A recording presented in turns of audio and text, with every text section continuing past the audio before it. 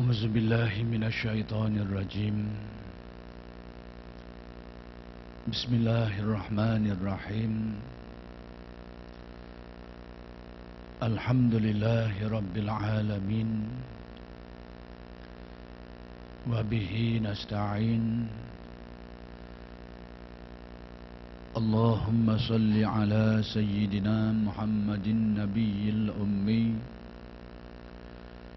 وعلى آله وصحبه وسلم. رب اشرح لي صدري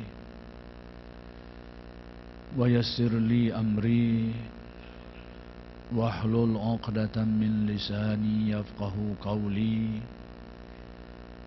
ولا حول ولا قوة إلا بالله العلي العظيم. إلهي أنت مقصودي ورضاك مطلوبي، أعطني محبتك ومعرفتك. السلام عليكم ورحمة الله تعالى وبركاته. الحمد لله wa syukru lillah. Segala puji bagi Allah yang telah memberikan hidayat dan taufik. Mudah-mudahan kita sentiasa dikurniakan Allah hidayat dan taufik. Dan insya-Allah pada malam ini kuliah Masjid Abidin ingin menyambung huraian kalam hikmat Syekh Ahmad ibn Athaillah Al-Iskandari radhiyallahu anhu. Kalam hikmat yang ingin disempurnakan huraiannya ialah masih lagi kalam hikmat yang ke-138, yaitu berkait dengan kata-kata Syekh Ibn Atha, kaifa takhruqu lakal awaidu wa anta lam takhruq min nafsikal awaid. Bagaimana engkau menginginkan sesuatu yang luar biasa, padahal kau sendiri tidak merubah dirimu dari kebiasaannya. Jadi menerusi kalam hikmat ini ada dua perkara penting yang ingin disampaikan oleh Syekh Ibn Atha. Yang pertama, kejadian yang luar biasa yang disebut dalam bahasa Arab sebagai khariqul adah, menyalahi adat kebiasaan. Tapi bukanlah perkara yang mustahil. Cuma perkara itu jarang-jarang berlaku. Kemungkinan dia berlaku itu sesuatu yang dapat diterima oleh akal. Boleh berlaku, tapi jarang berlaku. Jadi bila perkara seperti ini berlaku, maka dia dianggap perkara yang luar biasa, yang pelik. Dan sudah dijelaskan tentang beberapa jenis perkara-perkara yang luar biasa ini, yaitu ada kalanya ia menjadi mukjizat, atau menjadi irhas, atau menjadi karamah, atau menjadi ma'unah, atau menjadi istidraj, atau menjadi sihir.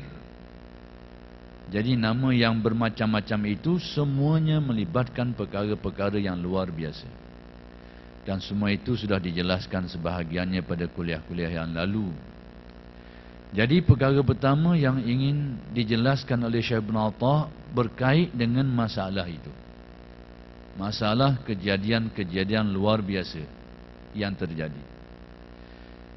Dan yang kedua, perkara yang berkait dengan menyanggahi adat kebiasaan diri, yakni melanggar, melawan kehendak hawa nafsu. Antara dua perkara ini ada kaitan. Perkara-perkara yang aneh, yang pelik, yang luar biasa, ia adalah anugerah Allah. Yakni kita khususkan perkara ini kepada perkara keramat. Kekeramatan, yakni perkara-perkara yang luar biasa yang dikurniakan Allah kepada hamba-hambanya itu ada kaitan dengan sejauh mana manusia itu dapat menyanggahi kemahuan hawa nafsunya. Ada kaitannya di situ. Maka Syekh Ibn Atta' telah menjelaskan kepada kita, sekiranya kita ini tidak dapat menyanggahi kemahuan hawa nafsu kita, yakni kita tidak ada kekuatan, kemahuan dan kejayaan dalam masalah itu. Kemahuan nafsu yang buruk itu tidak dilanggar, tidak diatasi, tidak disalahi, yakni diikuti. Kita ikut kemahuan adat nafsu, yakni kemahuan nafsu kita itu dituruti. Maka sekiranya keadaan kita seperti itu, maka tak perlulah kita berangan nak mengharapkan kejadian-kejadian aneh, perkara-perkara kekeramatan yang berlaku.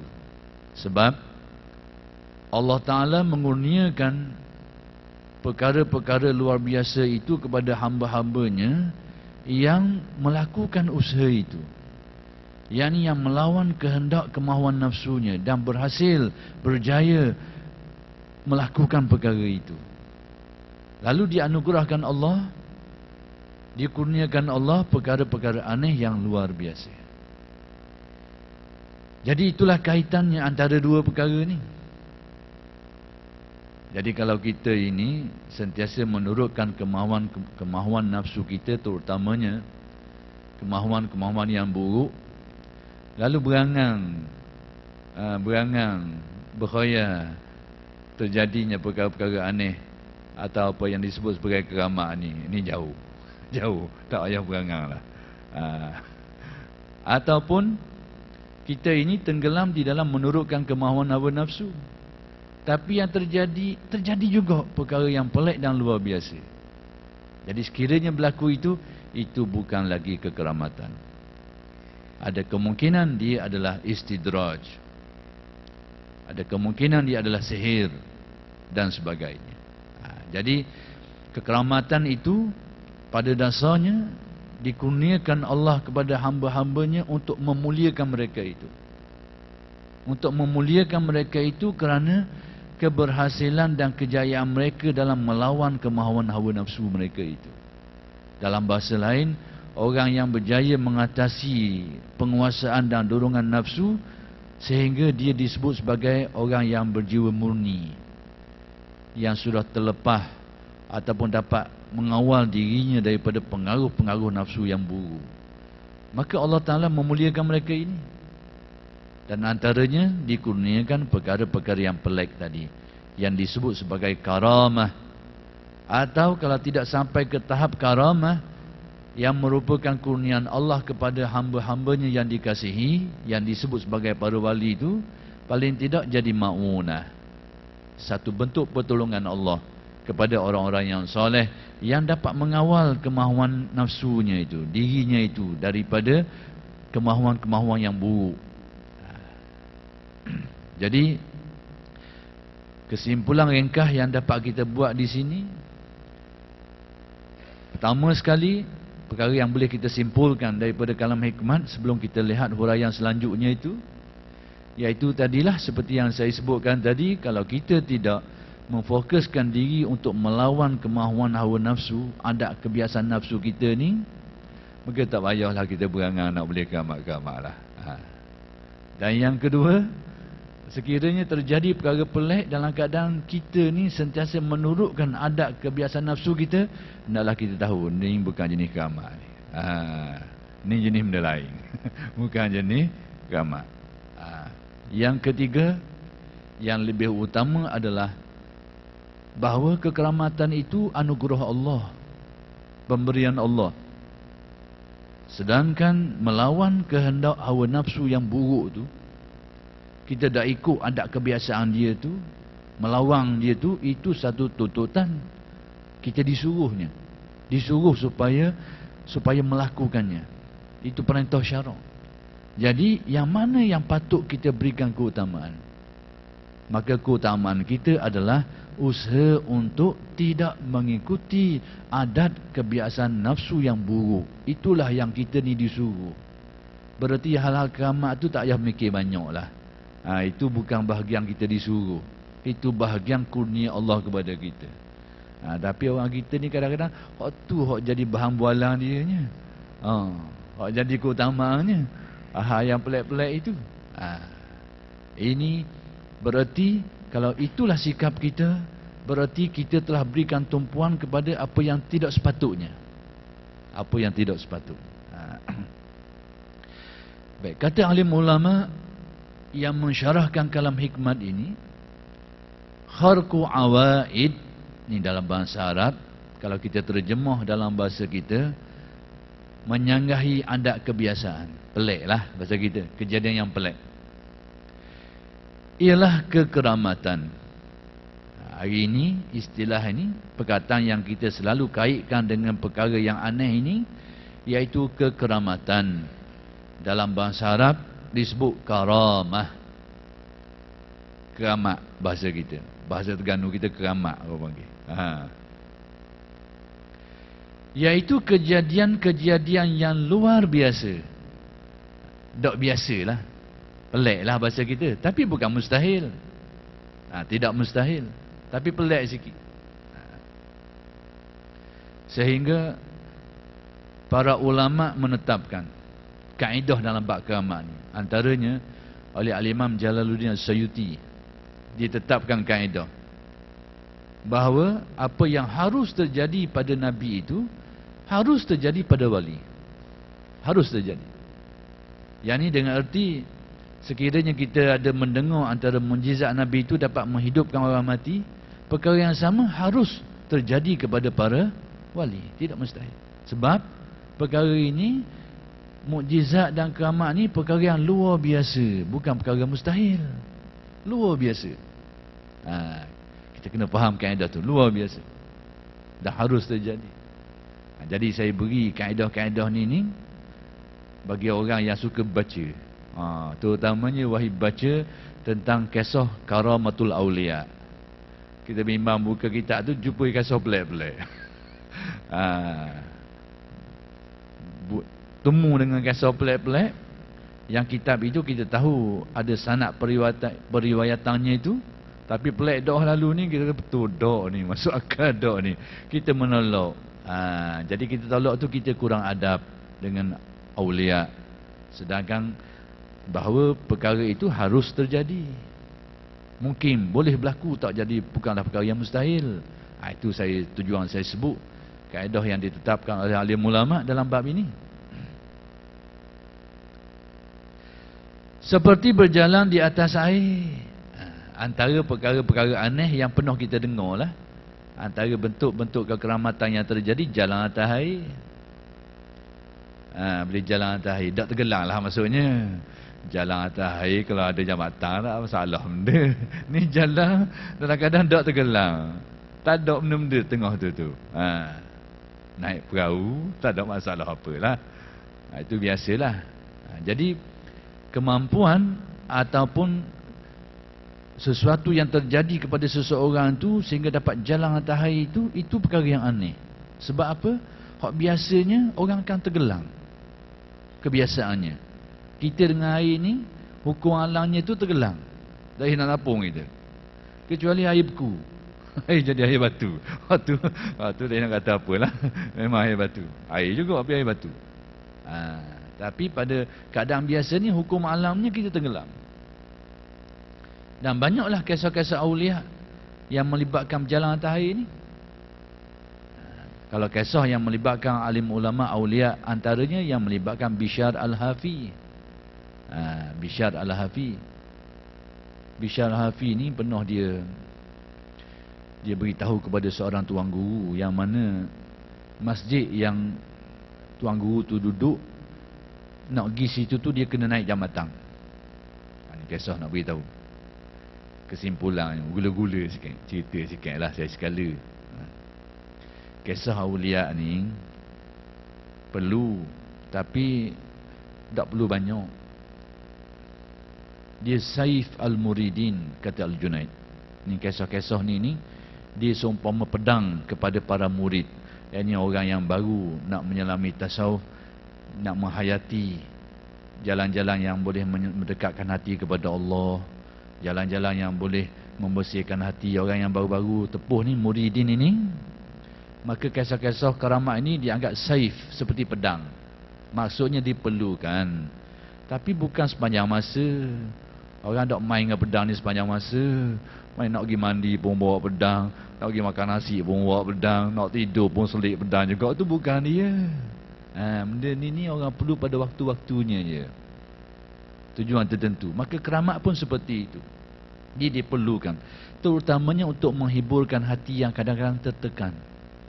Kita ni hidup ni kadang-kadang banyak masalah juga, halangan-halangan. Jadi yang akan menimbulkan balik, menghidupkan balik bila kita dengar kisah awliya. Bagaimana Allah Ta'ala menolong mereka itu, yang memperlihatkan kekuasaan Allah, dan kejadian-kejadian yang kita tak jangka boleh berlaku. Itu semua akan meneguhkan hati kita bila kita dengar kisah mereka ni. Perlu. Tapi kalau banyak doa lalu, mati pula hati kita ni. Jadi berangang pula. Dengar pelik-pelik semua, berangang nak jadi tok wali, nak jadi pelik-pelik semua. Ni menyakit juga ni, bila banyak doa lalu. Akhir sekali kita beramal pun menghala ke situ dah. Amalan soleh kita bukan lagi ubudiah, tapi nak jadi hok pelik-pelik ni. Suruh boleh pelik-pelik, kacau, rosak kita. Jadi diperlukan, tapi pada kodonya. Macam air jugalah kita buat sirang pokok. Bila banyak doa lalu, padi pun mampu. Bila tergelam air lama doa lalu. Tapi sebelum tu dia perlu pada waktunya lah. Maka demikianlah perkara yang perlu kita faham tentang perkara ni.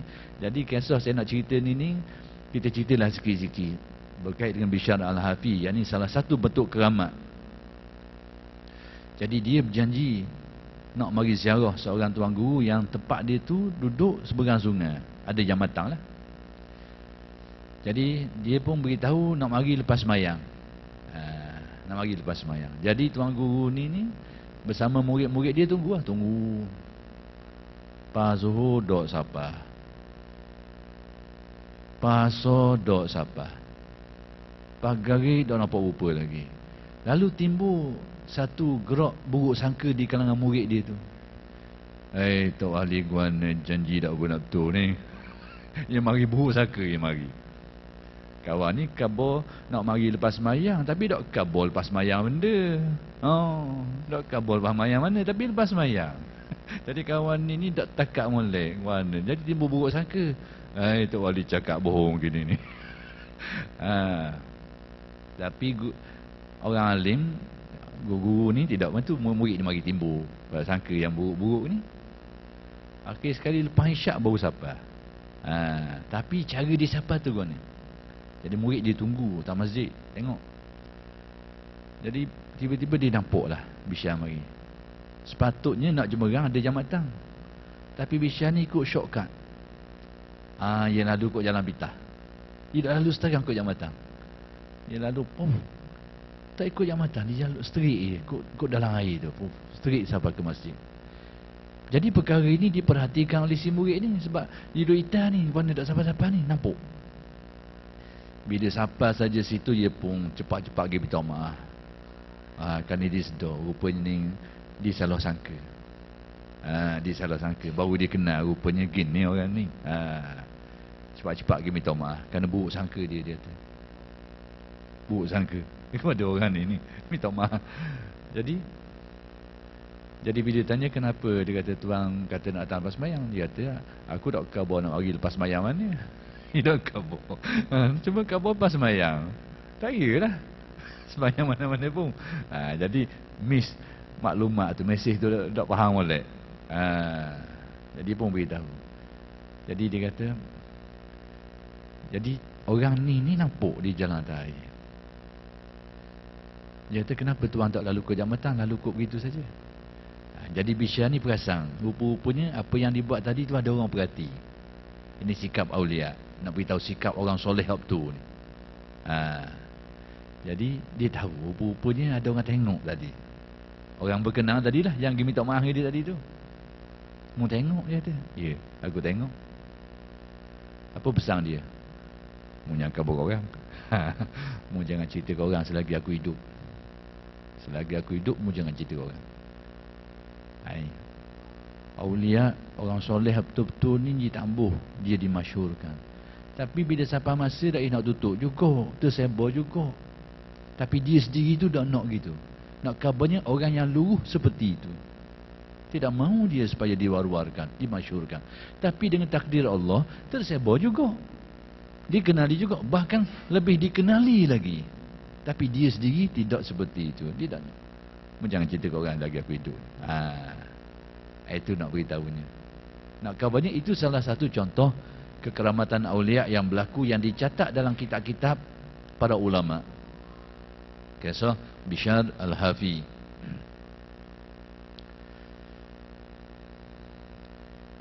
Terlipatnya bumi sehingga dapat pergi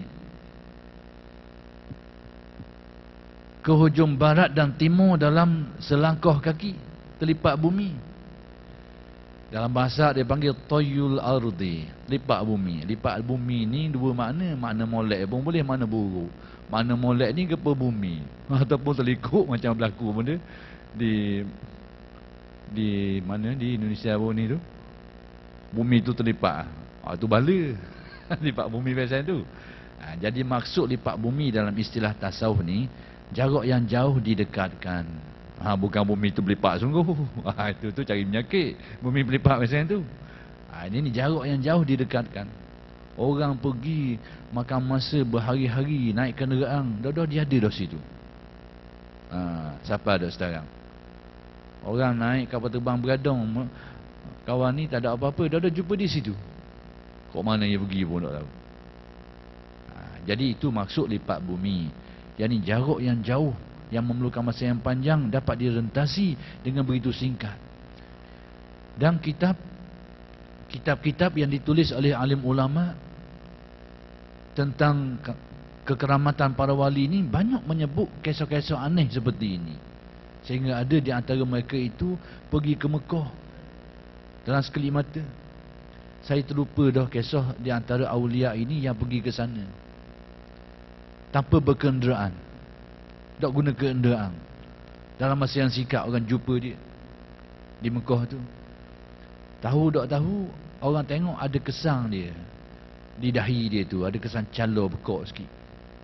Jadi akhir sekali orang tanya dia ni, sebab tadi orang tengok dia tak ada bekok gitu, tak ada calo. Akhir sekali dia terpaksa menceritakan bahawa dia terjatuh di tempat air Zam-Zam. Jatuh situ. Dan orang tahu, orang macam dia ni tak cakap bohong. Jadi orang tahulah bahawa dia ni pergi ke tempat yang jauh dari tempatnya itu dalam masa yang singkat tanpa berkenderaan.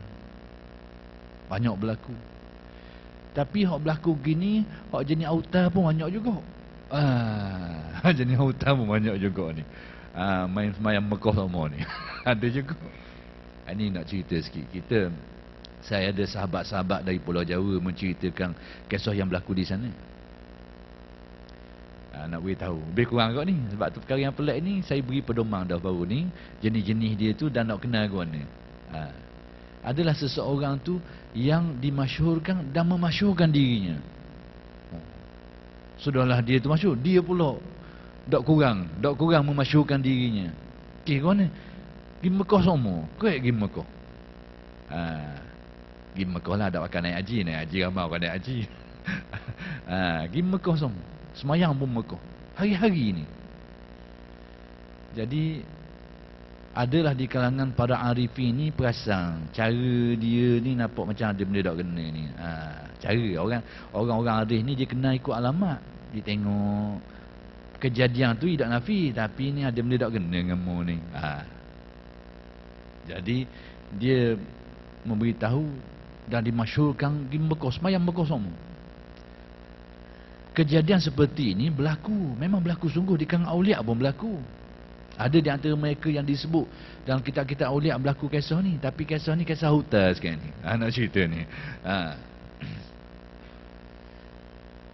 Jadi seperti biasalah dia pun dimasyhurkan dan dia pun beritahu orang. dengan nada bangga sikit. Kemampuan dia tu boleh pergi sembahyang setiap waktu, pergi sembahyang Mekah semua. Jadi ada di antara arifin ini yang cang benda ni akhir sekali menyamuk.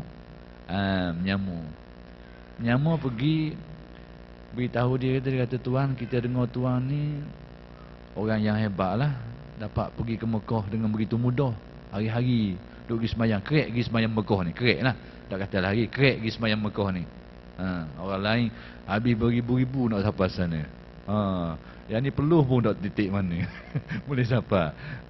Jadi pun dia pun mengayakan.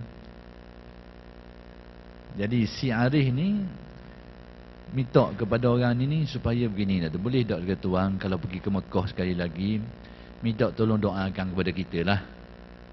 Lepas tu dia tanya doa apa benda? Nanti saya tulis doa. Saya tulis doa tu. Tulis beri ke dia. Nanti sampai sana tolong bacalah doa ni kita. Jadi kawan ni pergi macam biasa lah. Memang aneh. Pada waktu tertentu dia hilang. Dia tak ada kampung dia. Di rumah dia tak ada. Kampung dia tak ada. Itu menyebabkan orang mengiyakan. Memang kejadian tu berlaku. Memang dia tak ada. Dia hilang. Tapi hilang biasanya mana kena tengok dulu. Dia pergi. Jadi dalam pengalaman hak berlaku pada dia tu macam yang pergi Mekah sungguh lah. Memang dia rasa gitu. Dia rasa suasana persekitaran benda ni banyak berlaku dalam dunia kerohanian. Berhati-hati. Banyak berlaku. Tapi rupa-rupanya mainan. Bukan hakiki. Nak beritahu. Nak kabarnya perkara yang seperti ini atas jalan keramat berlaku. Tapi atas jalan tipu daya pun berlaku juga. Jadi kena tengok berlaku pada siapa, orang pasal mana berlaku ni. Kena tengok situ dulu.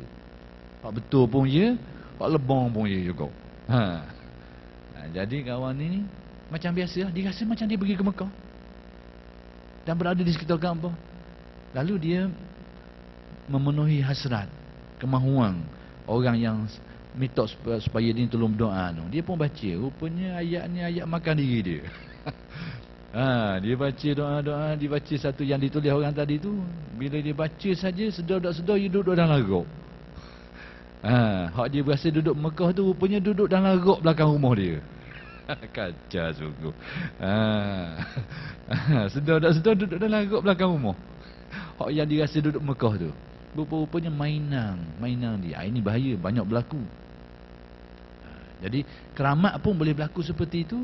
Tapi hak jenis tipu daya ni pun boleh berlaku juga. Sebab tu kalau seorang yang ahli makrifat sungguh, dia tak suka benda ni dihebohkan. Dia akan sembunyikan. Tapi kalau hak jenis mewar-warkan, duk wari cerita, ni tanda alamat tak sihat.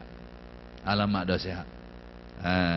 Kita dah kabar dah kuliah dulu, alamat-alamat ada apa sihat ni. Jadikan itu sebagai pedoman. Berlakulah. Tapi rupa-rupanya main dalam larok belakang rumah rupanya.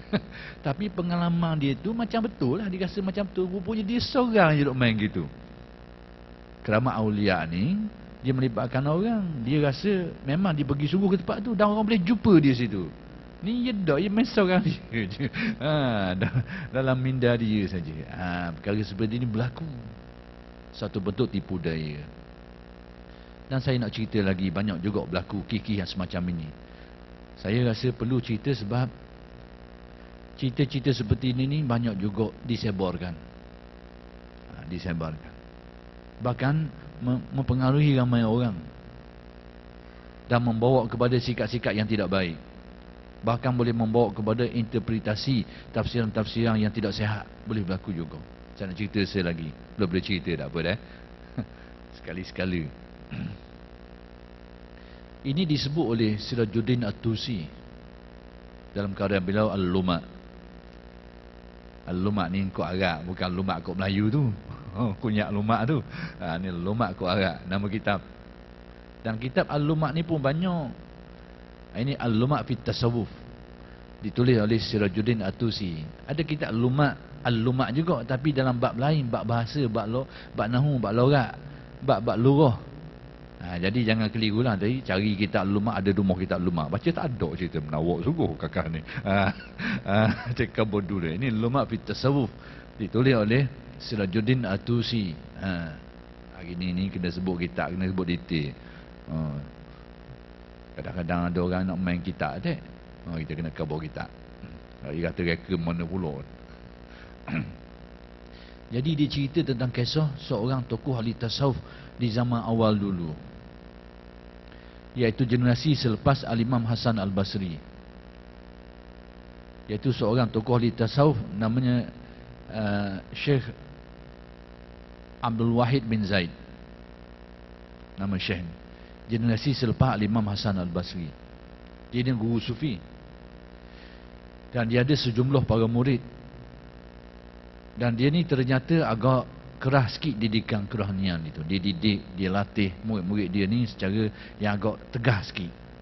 Jadi adalah sekelompok murid-murid dia tu hok dak berasa nak siku dengan cara ni. Rasa dak sesuai, rasa mungkin berat sikit ke guana ke. Jadi akhir sekali memisahkan diri, lari. Kalau dia lari, dia pergi mengaji boleh tahan lagi. Ni lari, dia beramal sendiri. Dia buat sendiri pula. Buat syarikat baru, syarikat sendiri. Dia jadi token. Sebelum ni kerja dengan orang. Bahasa mudah.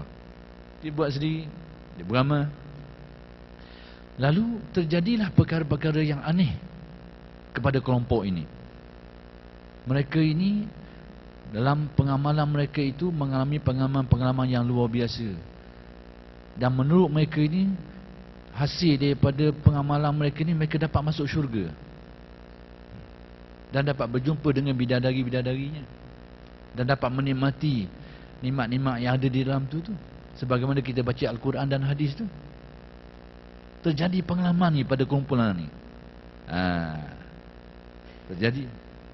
Lalu mereka ini merasakan diri mereka ini lurus, dan mereka menceritakan pengalaman itu, dan dengan nada gembiranya, nada bangganya mencerita pengalaman tu. Tu dia. Alamat tu dah bersiap. Menceritakan hal-hal yang aneh ni dengan nada bangga, gembira, dan suka menceritakannya. Ini habuan nafsu semuanya. Na'udzubika minka ya Allah. Jadi dia cerita begitu. Jadi berita ni akhir sekali sampai ke bekas tok guru dia ni. Sampai ke cerita ke tok guru dia. Jadi tok guru ni berasa nak pergi jumpa. Satu hari dia jumpa dengan bekas murid-murid dia ni. Jadi murid-murid ni pun dengan nadam yang biasalah. Lebak lalu cerita. Jumpa tok guru kau, nak bekas tok guru kau. Kali tengok tok guru ni tak ada benda kali kau. Dia cerita sedap goreng dia. Oh begitu beranilah. Oh boleh sekarang ni. Tu guru tanya macam mana keadaan kamu sekarang? Oh kami baik sekarang. Hari-hari boleh masuk syurga. Dengan nada bangga, dengan nada suka hati menceritakan kelebihan-kelebihan ni. Tok guru ni orang jenis arif ni dia perasan. Ada benda tak kena dengan mu ni. Ada benda tak sihat dengan mu ni. Tapi secara diam-diam dia kata gini, dah kalau gitu boleh dah aku nak tupang seorang. Aku nak tegar atak. Nak tegar hak mu boleh-boleh tu aku nak tegar atak boleh dah. Dengan yakin. Boleh, tak ada masalah apa-apa. Boleh dengan yakin. Jadi bila sampai waktunya dia bawa guru dia ni pergi ke padang pasir. Bawa guru ke padang pasir. Di padang pasir itu bila sampai waktu senja, keadaan sudah berubah. Berubah keadaan. Daripada padang pasir yang kering kontang tiba-tiba menjadi tempat yang penuh dengan kehijauan, taman yang sangat indah, yang tidak tergambar pada minda dan fikiran. Tak tergambar. Berubah keadaan jadi tempat yang sangat indah. Terus apa dia tak kena gitu? Kau boleh gitu. Dan perkara ini bukan saja dialami oleh sekumpulan orang tadi. Bahkan guru yang dia bawa pun melihatnya juga kenyataan ni. Tapi dia ni Allah Ta'ala jaga je, kerana dia sedar mainan adem dia tak kena ni. Jadi bila berubah keadaan tu comel, berubah daripada tempat yang kering kotak tu menjadi comel, jadi molek tempat ni. Seperti yang digambarkan lah. Nampaklah marilah orang-orang yang berjubah hijau mari, seolah-olahnya macam malaikat lah mari. Lepas tu pelayan-pelayan nak syurga tu bawa makanan minuman ni, bawa ni. Sepertilah yang kita baca dalam Al-Quran dan hadis tu. Jadi bila jadi gitu kok, jadi Allah Ta'ala ni dia jaga hamba-hambanya. Wa huwa yatawallas salihin. Allah itu menjaga, dialah yang menjaga hamba-hambanya, yang menguruskan hamba-hambanya yang soleh. Jadi atas kejujuran ni, kesolehan dia tu, dia terpandang kaki. Dia tengok. Orang kita dulu, dia ada pedoman. Nak kena tu, menengok kaki. Tu dia pakai. Buah tu. Menengok kaki dia, pijak gedok ni kaca. Pedoman ni. Jangan pakai buah tu. Ni dah. Dia tertengok, terpandang bahagian kaki. Maka orang-orang yang berjubah hijau tadi tu, yang disangkakan sebagai para malaikat ataupun pelayan dalam syurga dan sebagainya itu, rupanya kakinya itu kaki binatang. Terlihat oleh guru ni kaki binatang. Jadi guru ni pun sedarlah bahawa kelompok ini sedang tertipu, sedang terpedaya dengan mainan-mainan seperti ini. Jadi akhir sekali, ringkas ceritanya, sedar esok, kumpulan orang yang menyangka bahawa mereka ni masuk ke dalam syurga, menikmati nikmat-nikmatnya tu, rupa-rupanya sedang bergelumang dalam naji-naji binatang. Rupanya duduk dalam kandang. Tarik-tarik saja, naji binatang saja duduk rumah situ. Tepat dia rasa sedap dia tu. Rupanya begini keadaan. Itu kisah-kisah yang berlaku. Jadi kejadian tu tidak dinafikan, berlaku. Tapi rupanya mainan. Jadi nak kenal alamat orang yang mengalami pengalaman itu, dia bangga dengan kelebihan yang dia dapat. Dia rasa dia berhak dapat benda tu. Dan dia suka mewar-warkannya, mencerita-ceritakannya. Ini mainan, tipu daya. Na'udzubika minka ya Allah. Jadi kadang-kadang seperti inilah yang perlu kita berhati-hati. Jadi kebetulan malam ini kita baca kitab ikan ada kait tentang hal-hal yang aneh ni. Dan kebetulan pula benda-benda macam ni banyak berlaku dalam masyarakat kita. Bahkan dijadikan oleh setengah orang untuk memancing pengaruh, mencari pengikut dan sebagainya, dengan kemampuan memperlihatkan perkara-perkara yang aneh seperti ini. Ini tipu daya. Jangan terpengaruh dengan tipu daya seperti ini. Lari perjalanan kita yang asalnya untuk semata-mata menjadi hamba Allah dan untuk kenal dia dan mendekatkan diri kepadanya. Itu sudahlah. Kalau kita berjaya melanggar kemahuan hawa nafsu kita, daripada tidak taat menjadi lebih taat, daripada pengaruh nafsu yang membawa kesombongan menjadi tawaduk, itulah yang lebih utama kita cari daripada jadi hak pelik-pelik macam ni. Itu perjalanan yang perlu kita faham dalam bab ini. Dah habis juga. Tapi tak apalah. Apa-apa yang disampaikan tadi, harap mudah-mudahan memberi pedoman kepada kita semualah. Jadi oleh kerana sudah sampainya waktu, kita berhenti setakat ini dulu, dan insya-Allah akan bersambung huraian ini pada kuliah-kuliah yang akan datang. Aqulu qawli hadza wa astaghfirullahal azim li wa lakum. Assalamualaikum warahmatullahi taala wabarakatuh.